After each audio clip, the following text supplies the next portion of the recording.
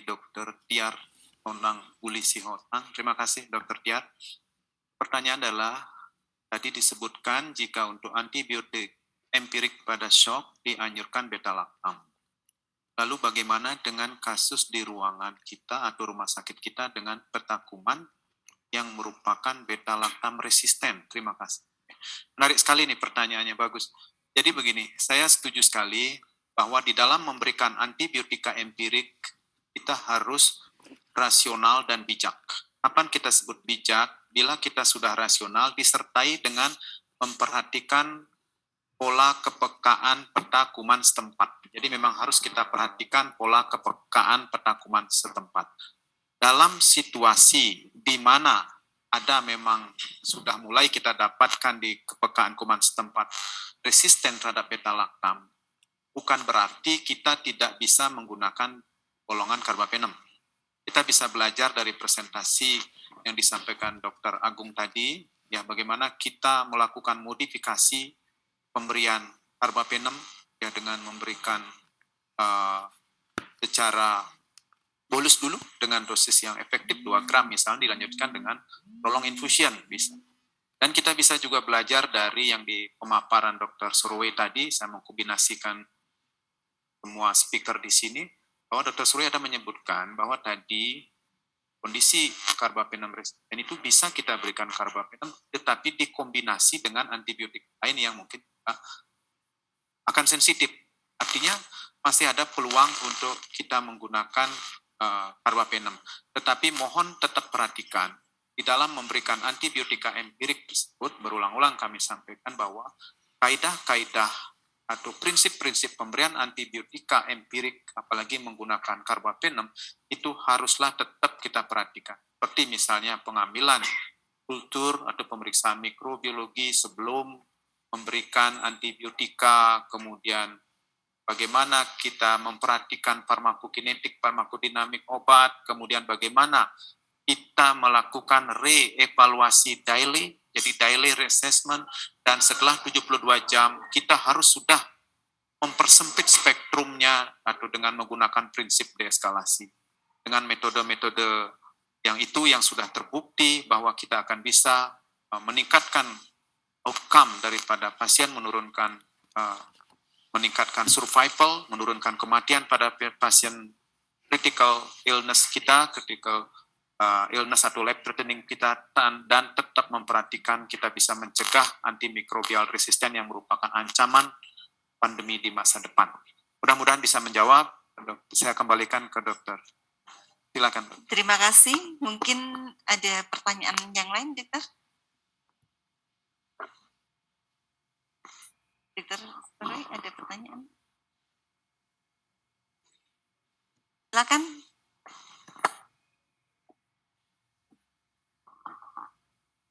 Terima kasih. Ada pertanyaan dari sejawat kita dari Padang, Dr. Fadrian, SPPD KPTI. Apakah sudah ada biomarker potensial yang dapat digunakan sebagai prediktor awal kita berhadapan dengan host dengan patogen MDR, agar pemberian antibiotik empirik inisial bisa lebih tepat nantinya. Jadi kita berbicara tentang interaksi agent dan host pada MDR ini, kita berpijak dari sebenarnya dari kondisi pertama adalah kondisi peta kuman yang ada di masing-masing rumah sakit. Terus yang kedua adalah bagaimana kita, kalau dalam ilmu militer itu ada peta geomedik dan intelijen medis, ya kita mencoba mengelaborasi kondisi peta kuman itu dengan implikasi klinis antibiotik yang kita berikan. Nah itu yang biasanya kita lakukan di RSPAD. Tapi menurut WHO 2013 yang terkait dengan karbapenem resistant Enterobacteriaceae, belum ada sebenarnya biomarker apa. Tapi kalau kemarin diskusi dengan Dr. Agung, mikrobiolog di UNER, ini sebenarnya satu multicenter penelitian yang harus kita lakukan. Karena dengan adanya ini, Petri akan di depan untuk menentukan kebijakan penanganan biomarker. Nah, dari WHO itu yang dilakukan adalah pertama strategi preventif. Jadi melakukan satu swab pada rektum pasien-pasien yang diduga mempunyai high risk kolonisasi. Dan itu bisa berkembang misalnya di rektumnya ditemukan adanya CRE. Seperti itu. Kemudian ada memang beberapa perusahaan yang sedang mengembangkan misalnya biomerix, yaitu mengenai isolat media untuk melihat MDR, dan ini terkait dengan masalah diagnostik. Ya, jadi saya kira harus ada suatu upaya effort dari kita untuk melaksanakan 4 tetrahelix tadi.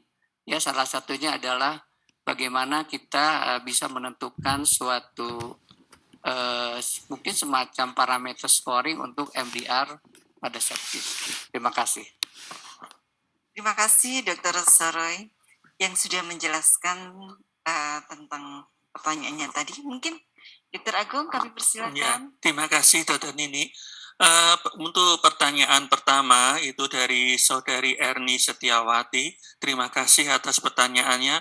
Beliau menanyakan apakah transfusi albumin pada pasien hipoalbuminuria itu diperlukan untuk meningkatkan daya kerja antibiotik ya pada pasien sepsis ya. Memang benar tadi sudah saya katakan bahwa hipoalbumin merupakan salah satu faktor utama yang menyebabkan peningkatan volume distribusi ya pada pasien sepsis ya, sehingga kadar obat di dalam darah itu menjadi lebih rendah. Tetapi kita ada penelitian ya bahwa pemberian albumin ya itu tidak memperbaiki prognosis pasien ya. Karena apa? Karena kalau kita memberikan albumin pada pasien yang sepsis, maka pemberian protein itu akan dengan cepat dipecah oleh tubuh kita yang saat itu sedang dalam keadaan hiperinflamasi. Ya, kita tahu pada pasien sepsis itu akan terjadi katabolisme protein yang besar. Protein-protein itu akan selalu dipecah oleh tubuh kita, ya, sehingga kalaupun kita memasukkan protein berapapun jumlahnya, dia juga akan dipecah dengan cepat. Sehingga karena itu jangan heran kalau kita memberikan albumin pada pasien sepsis, ya kalau kita ukur kadarnya di dalam darah seringkali dia tetap nggak mau naik. Ya, maka yang lebih penting adalah bahwa yang penting adalah pada pasien sepsis memang albumin digunakan tapi untuk tujuan resusitasi. Biasanya adalah untuk mengatasi sepsis shock ya. Kalau tidak mempan dengan pemberian cairan ya, kita bisa memberikan dengan albumin tapi bukan albumin yang 20%, tapi albumin yang 5%. Ya, itu untuk tujuan resusitasi, bukan untuk tujuan mengkoreksi kadar albumin yang rendah. Kadar albumin rendah ini kan karena inflamasi. Nah, kalau inflamasinya diatasi, albuminnya akan naik dengan sendirinya. Khusus pada pasien sepsis yang hipoalbumin, untuk meningkatkan kerja dari antibiotik, maka kita akan dilakukan dengan cara meningkatkan dosis obat. Jadi misalnya meropenem 3 kali 1 gram, kita naikkan menjadi 3 kali 2 gram. Ya, itu akan membuat bahwa kadar obat di dalam darah itu akan menjadi lebih tinggi sehingga bisa bekerja dengan lebih baik. Jadi solusinya adalah bukan memberikan infus albumin untuk tujuan meningkatkan kinerja, tapi menaikkan dosis obat. Itu mungkin jawaban saya kepada Saudari Erni. Kemudian untuk pertanyaan kedua dari Tiar, ya untuk dari Tiar itu menanyakan tentang saat ini carbapenem resisten itu sudah semakin meningkat. Ya, ini benar sekali, dan mungkin ini mungkin sejawat saya Dr. Soroy dan Dr. Made juga bisa nanti membantu saya. Memang benar carbapenem resisten ini akan meningkat, dan ini menjadi momok yang menakutkan bagi kita para klinisi sekalian, terutama kami para konsultan penyakit tropik infeksi saat ini. Di rumah sakit saya sendiri pun di Manado itu kemarin dilaporkan dari 18 kasus multidrug resisten, ternyata 11 itu adalah carbapenem resistance, dan sebagian besar adalah Klebsiella pneumonia carbapenemase. Ya, itu yang lebih banyak. Nah, Ini yang sangat menakutkan. Salah satu solusi yang paling penting adalah rumah sakit tersebut atau itu harus harus mengaktifkan tim pendayagunaan antimikroba. Kalau dulu namanya PPRA kan, tapi sekarang tim pendayagunaan antimikroba. Itu harus diaktifkan dan penggunaan meropenem harus benar-benar direstriksi.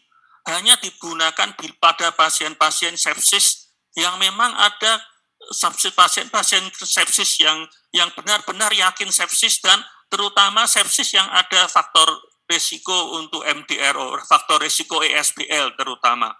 Ya, jadi kalau ada pasien sepsis yang sudah riwayat penggunaan bermacam-macam antimikroba atau lama rawat di rumah sakit, riwayat keluar masuk rumah sakit, riwayat rawat di ICU. Nah, disitulah pasien-pasien ini yang tepat untuk diberikan meropenem. Jangan kita menggunakan meropenem untuk sebagai mengobati kecemasan saja, karena kita yakin kalau diberi meropenem itu pasti akan lebih sukses ya. Itu yang dikhawatirkan. Banyak kita menggunakan meropenem kalau leukositnya lebih dari 20.000 misalnya. Wah, ini infeksinya berat 20.000, maka pakailah meropenem. Gitu. Nah, itu yang padahal pasiennya mungkin tidak masuk kategori kriteria sepsis ya, tetapi memakai kriteria leukosit ya, atau memakai leukositnya naik, wah langsung pindah ke meropenem, atau post op, wah kita takut kalau habis operasi ya, apalagi ini operasi jantung, waduh nanti bisa infeksi, bisa gagal meninggal, lebih baik pakai aja meropenem yang cespleng, yang mujarab. Nah, inilah yang menurut saya harus dihindari. Karena kalau kita memakai cara seperti ini, maka niscaya meropenem resisten ini, carbapenem resisten ini akan meningkat dengan cepat dan akhirnya meropenem akan menjadi obat yang tidak berguna, yang mubasir gitu aja. Dan ini harus merupakan tugas kita semua untuk mencegahnya. Ya, itu mungkin yang ketiga ya, pertanyaan berikut. Oke, terima kasih Dr. Agung sudah menjelaskan tentang pertanyaan-pertanyaan tadi.